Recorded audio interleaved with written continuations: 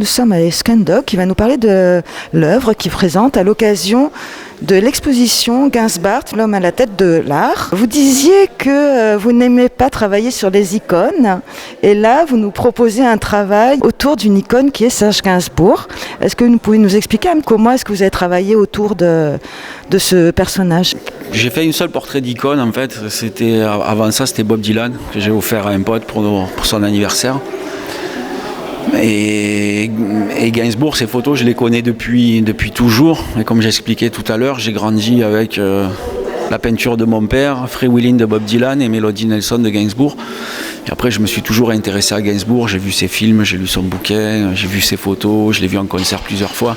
Quand Roberto m'a proposé de travailler là-dessus, j'ai vu ça comme une évidence, quoi, comme c'est un personnage qui m'accompagne depuis toujours.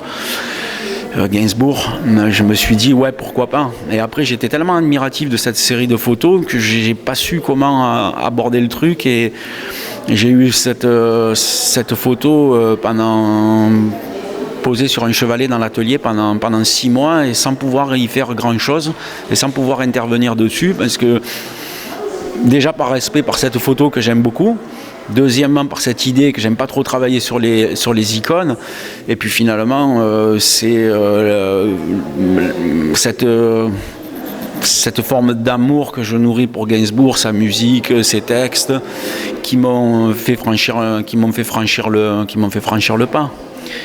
Mais effectivement, ça a été compliqué par respect de la photo et puis non plus parce que j'aime pas trop travailler sur les icônes. Voilà. Mais ça a été quand j'ai démarré, j'ai fait ça de manière très instinctive, et il y a plein de souvenirs qui me sont revenus.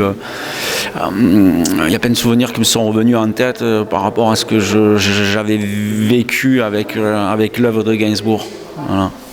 Et d'ailleurs, dans l'œuvre que vous présentez, il y a quand même pas mal d'hommages à certains albums de Gainsbourg, notamment Melody Nelson. Oui, parce que Melody Nelson, pour moi, c'est un disque culte. C'est quelque chose qui est, comme je disais précédemment, qui est présent depuis ma plus tendre enfance. C'est un album qui est sorti en 71, donc je pense que depuis 71, j'écoute cet album. Mais il y a des périodes de ma vie où je peux l'écouter 8 à 10 fois par jour. Voilà.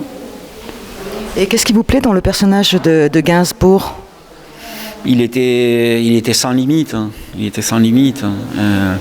Puis j'aimais bien le morceau You're Under Arrest Because You Are the Best. Voilà. Et ça, c'était parfait. Il était complètement en décalage avec tout ce qui se faisait, à son époque. Et dans la chanson française, c'est un monument. C'est un monument. Puis ce que j'aimais, c'est qu'il était en total décalage avec tout ce qu'il faisait.